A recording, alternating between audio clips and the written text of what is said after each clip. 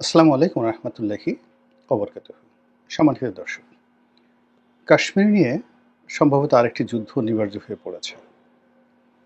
এই যুদ্ধ পাকিস্তানের সঙ্গে ভারতের প্রাথমিকভাবে শুরু হতে পারে, আর সেটা যদি পরিপূর্ণ যুদ্ধ নাও হয়, মিনিমাম যদি সার্জিক্যাল স্ট্রাইক হয়, সেই সার্জিক্যাল স্ট্রাইকের যে পরিণতি, এটি আফগানিস্তানে ছড়িয়ে পড়বে, এটি ভারতবর্ষের মাটিতে ছড়িয়ে পড়বে এবং বাংলাদেশেও তার আঁচ লাগবে। এই যে ঘটনাটি হঠাৎ করে শুরু হলো, সেটা হলো পাকিস্তান, যেটাকে বলা হয় পৃথিবীর ভূস্বর্গ, ইউরোপের যে সুইজারল্যান্ড সারা দুনিয়ার ভূস্বর্গ, তেমনি এশিয়ার ভূস্বর্গ হোক বা যাই বলেন না কেন, অপরূপ প্রাকৃতিক সৌন্দর্যের যে লীলাভূমি, সেই লীলাভূমি ভারত অধ্যুষিত যে জম্মু কাশ্মীর, সেই এলাকাকে কেন্দ্র করে এই ভারত রাষ্ট্র সৃষ্টি হওয়ার পর থেকে ভারতের কেন্দ্রীয় সরকার যে অপতৎপরতা চালাচ্ছে এবং সেখানকার যারা অধিবাসী, তাদের মনে ভারত সরকারের বিরুদ্ধে যে বিক্ষোভ এবং বিদ্রোহ, এবং সেই বিক্ষোভ বিদ্রোহকে পুঁজি করে সেই আজাদ কাশ্মীর বলে পরিচিত পাকিস্তান অধ্যুষিত কাশ্মীর যে রয়েছে, এর সঙ্গে জম্মু কাশ্মীর একত্র হওয়ার জন্য, অর্থাৎ পাকিস্তানের অধিকৃত বা পাকিস্তান যে অংশটি রয়েছে, যেটিকে আজাদ কাশ্মীর বলা হয় অর্থাৎ মুক্ত কাশ্মীর, এবং জম্মু কাশ্মীর যে এলাকাটি রয়েছে, সেই এলাকার মুসলমানরা পাকিস্তানের সঙ্গে আসতে চাচ্ছে প্রথম দিন থেকেই। এখন বিনিময়ে তাদেরকে স্বায়ত্তশাসন, আলাদা স্টেট থেকে শুরু করে আরও অনেক সুযোগ সুবিধা নেহরু দিয়েছেন, কিন্তু তারপরেও সেখানকার সমস্যা সমাধান হয়নি, বরং নরেন্দ্র মোদীর জমানাতে উগ্র হিন্দুত্ববাদীরা সেই পুরো পাকিস্তানে প্যালেস্টাইনের মতো ঘটনা ঘটানোর জন্য বা গাজার মতো সেখানে একেবারে পোড়ামাটি নীতি অনুসরণ করার জন্য তারা সরকারকে প্রতিটি মুহূর্তে প্রণোদনা দিচ্ছে। এরই ধারাবাহিকতায় কাশ্মীর সবসময়ই একটা উত্তপ্ত। সেখানে যারা বসবাস করেন অভিজাত মুসলিম সম্প্রদায়, এবং কাশ্মীরের জনগণের ৯৮% হলো মুসলিম জাতিগোষ্ঠীর বা মুসলিম ধর্মের অনুসারী। ভারতের মোট জনসংখ্যা অন অ্যাভারেজে 15% to 16% মুসলিম সম্প্রদায়। তো 15% কিন্তু অনেক। ১৩০ কোটি যদি মুসলমান হন, তার 15% কত হয়? 13%। 13%-এর অর্ধেক ৭, অর্থাৎ প্রায় ২১ কোটি থেকে ২৫ কোটির মতো মুসলমান রয়েছে সমগ্র ভারতবর্ষে। বাংলাদেশের চেয়ে অনেক অনেক বেশি, এমনকি পাকিস্তানের চেয়ে বেশি। এখন সেই মুসলিম জাতিগোষ্ঠী বিভিন্ন জায়গাতে তারা সংখ্যাগরিষ্ঠ, কোথাও সংখ্যালঘিষ্ঠ। যেমন আপনি পশ্চিমবঙ্গের যে সমস্ত এলাকায় মুসলমানরা বেশি, সেখানে কিন্তু হিন্দুরা ঢুকতেও পারে না। আবার দিল্লির যে সমস্ত এলাকাতে মুসলমানরা বেশি, সেখানে কিন্তু দিদারসে গরু জবাই হচ্ছে।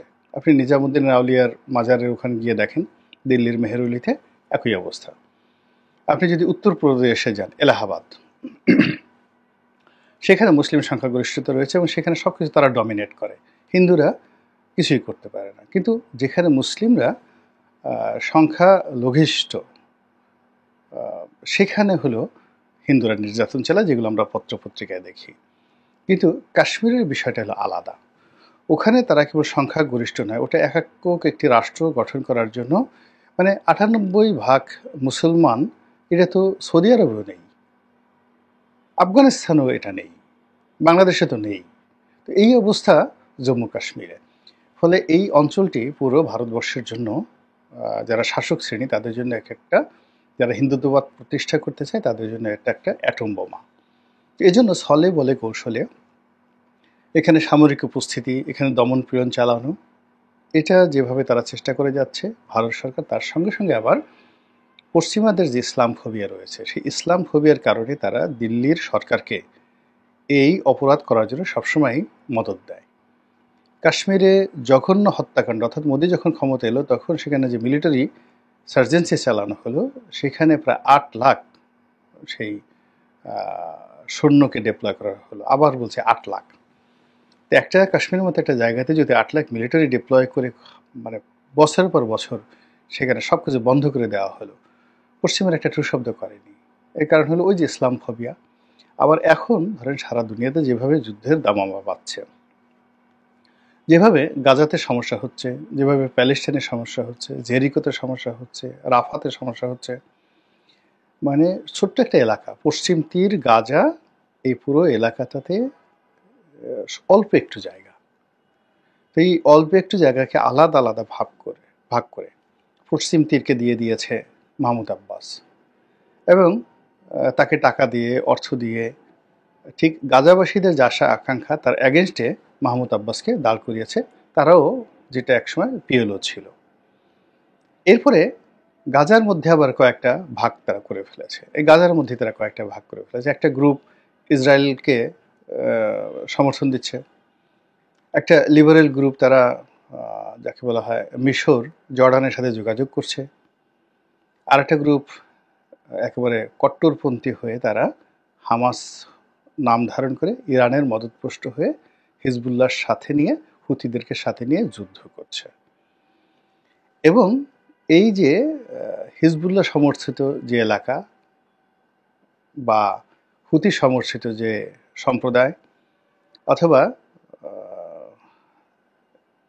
যাকে বলা হয় গাজাতে যারা শাসন কার্য পরিচালনা করছিল বা করে যাচ্ছে, সেই যোদ্ধাদেরকে নির্মূল করার জন্য ইসরায়েল, আমেরিকা, মিশর এবং জর্ডান একসঙ্গে কাজ করছে। ফলে ফিলিস্তিনিদের যে ইতিহাস বা ফিলিস্তিন যে জাতিগোষ্ঠী একত্র ছিল, তার থেকে গাজাকে আবার আলাদা করা হয়েছে। এবং আলাদা করার পরে আবার এই গাজার মধ্যে বিভেদ সৃষ্টি করে 3টা গ্রুপ করে সেখানে হামাসকে আবার আলাদা করা হয়েছে। এবং গাজার এই টোটাল ফিলিস্তিনের মধ্যে যে সমস্ত এলাকা ছিল তার মধ্যে গাজা, এবং গাজা যখন ধ্বংসস্তূপে পরিণত হয় তখন আর একটা এলাকা ছিল রাফা, যেটা তুলনামূলকভাবে সেফ জোন ছিল। এর কারণ হলো রাফা একেবারে যাকে বলে ইসরায়েলের ঘাসোয়া। সেই রাফাতে গিয়ে যারা আশ্রয় নিয়েছে তাদের মধ্যে যেই মুহূর্তে হামাস অনুসারীদের সংখ্যা বেড়ে গেছে, অমনি সেখানেও এই যাকে বলা হয় গাজার মতো পরিণতি তারা করে ফেলেছে।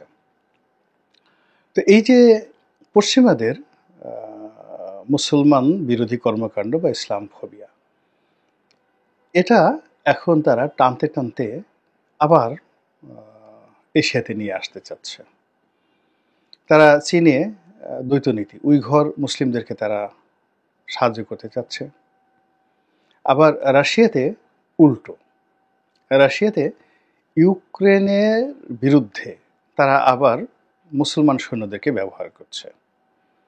অর্থাৎ এখানে কসোভা থেকে লোক আনছে, তারপরে চেচেনিয়া থেকে যোদ্ধাদেরকে তারা ভাড়া করে আনছে, এমনকি বাংলাদেশ থেকেও অনেকদেরকে টোপ ফেলে তারা ইউরোপ নেওয়ার নাম করে হাজার হাজার তরুণদেরকে এই ইউক্রেন যুদ্ধে ব্যবহার করছে তারা। তো এই ব্যবহার করার পরে এদেরকে আধুনিক অস্ত্রশস্ত্রের ট্রেনিং দিয়ে আবার পরবর্তীতে এদেরকে হয়তো আফগানিস্তানে পাঠাবে, বাংলাদেশে পাঠাবে, বলবে এরা আবার জঙ্গি। তো এই হলো পশ্চিমা নাটক। তো সেই যে পশ্চিমা নাটক, সেই নাটকের যে প্রেক্ষাপট এখন বাংলাদেশে তৈরি হয়ে গেছে। বাংলাদেশের দুটো সীমান্তে, অর্থাৎ সৈয়দপুর, শিলিগুড়ি এই এলাকাতে উত্তরবঙ্গে ভারতের সঙ্গে উত্তেজনা, সিলেট সীমান্তে উত্তেজনা, আর মায়ানমার সীমান্তে যা হচ্ছে এটা তো রীতিমতো যুদ্ধাবস্থা। এবং এখানে ভারত, চীন, মায়ানমার এবং আমেরিকা সরাসরি এখানে খেলছে। আর এই খেলার মধ্যে হঠাৎ করেই যখন কাশ্মীরের এই এলাকা, যেটাকে বলা হয় পেহেলগ্রাম, তো পেহেলগাম এলাকাতে যে সন্ত্রাসী কর্মকাণ্ডটি চলল, ইতিমধ্যে প্রায় 30 জনের মতো নিহত হয়েছেন বলে খবর এসেছে। এবং এই কাজটি পাকিস্তানি জঙ্গিরা করেছে, লস্করে তৈয়বা এরকম বাকুনেটের সংগঠন, তাদের একটা অঙ্গ সংগঠন, লস্করে তৈয়বার অঙ্গ সংগঠন এই কাজটি করছে। এবং লস্করে তৈয়বার অঙ্গ সংগঠনের কর্মকাণ্ড বাংলাদেশে আছে বলে পশ্চিমা গণমাধ্যমে কিন্তু বহুবার প্রচার করা হয়েছে। অর্থাৎ আনসারুল্লাহ বাংলা টিম থেকে শুরু করে হরকাতুল জিহাদ, হুজি, এরকম অনেক প্রতিষ্ঠানগুলোর সাথে পাকিস্তানের অনেক জঙ্গি গোষ্ঠীর সম্পর্ক রয়েছে। তো কাজেই ভারত যদি এখানে পাকিস্তানে সার্জিক্যাল স্ট্রাইক চালায় এবং সেটা নিয়ে যদি পাকিস্তান কাউন্টার প্রোগ্রাম করে, অর্থাৎ কাউন্টার আক্রমণ তারা করে, এবং সেটা তারা করতে পারে, সেই যোগ্যতা তাদের আছে। এবং ইতিমধ্যে যারা আপনারা খবর পড়েছেন তারা দেখেছেন যে অনেকগুলো লঙ্কাকাণ্ড ঘটে গেছে এই গত কয়েকদিনে। পাকিস্তান ভারতীয়দেরকে বের করে দিয়েছে তাদের দেশ থেকে। ভারতীয় দূতাবাসের যে কর্মকর্তা 30 জনে নামিয়ে আনতে বলা হয়েছে, সেখানে মিলিটারি অ্যাটাচি যারা ছিলেন তাদেরকে বহিষ্কার করা হয়েছে। একই অবস্থা ভারত করেছে। ভারত তাদের দেশে যে সকল পাকিস্তানিরা ছিলেন ভিজিট ভিসাতে তাদেরকে 48 ঘন্টার মধ্যে দেশ ত্যাগ করতে নির্দেশ দিয়েছে। পাকিস্তানের যিনি সেনাপ্রধান তিনি বলেছেন যে কাশ্মীরের জন্য 2 বার যুদ্ধ করেছি, লাগে আরও 10 বার যুদ্ধ করব। কিন্তু এটা যদি তাদের সীমান্তে, অর্থাৎ ওয়েস্টার্ন ফ্রন্টে, ভারতের ওয়েস্টার্ন ফ্রন্টে এটা থাকতো, পাঞ্জাব ফ্রন্টে এটা থাকতো, কাশ্মীর ফ্রন্টে এটা থাকতো, তাহলে আমাদের কোনো সমস্যা ছিল না। কিন্তু এটা যদি আবার 1971 সালের মতো ইস্টার্ন ফ্রন্টে চলে আসে, অর্থাৎ পূর্বাঞ্চল এলাকাতে চলে আসে, আমাদের শিলিগুড়িতে চলে আসে, আমাদের কলকাতাতে চলে আসে, আমাদের বেনাপোলে চলে আসে, আমরা কি এই ধাক্কা সামাল দিতে পারবো? কেন চলে আসবে? ইদানিং আপনারা দেখছেন যে পাকিস্তানের সঙ্গে বাংলাদেশে অনেক লেনদেন হচ্ছে, অনেক সম্পর্ক হচ্ছে, অনেক ব্যবসা বাণিজ্য হচ্ছে। এটা ভারতকে নানাভাবে উত্তেজিত করছে। একেবারে ভারত সরাসরি এই ওসিলাতে যদি বলা হয় যে পাকিস্তানের এই জিনিস বাংলাদেশে আছে, পাকিস্তানে বাংলাদেশে বসে তাদের 7 সিস্টারে এই কাজগুলো করতে চায়, এবং হয়তো দেখা গেল ভারতই একটা ঘটনা ঘটিয়ে ফেললো, আসামে একটা ঘটনা ঘটলো, ত্রিপুরাতে, মিজোরামেতে একটা ঘটনা নিজেরা ঘটিয়ে ফেললো এবং বললো এটা বাংলাদেশ থেকে এসেছে। তাদের হাতে মিডিয়া আছে, আন্তর্জাতিক মিডিয়া আছে, আমরা কি করতে পারি বলেন? এবং সেটার প্রেক্ষাপটে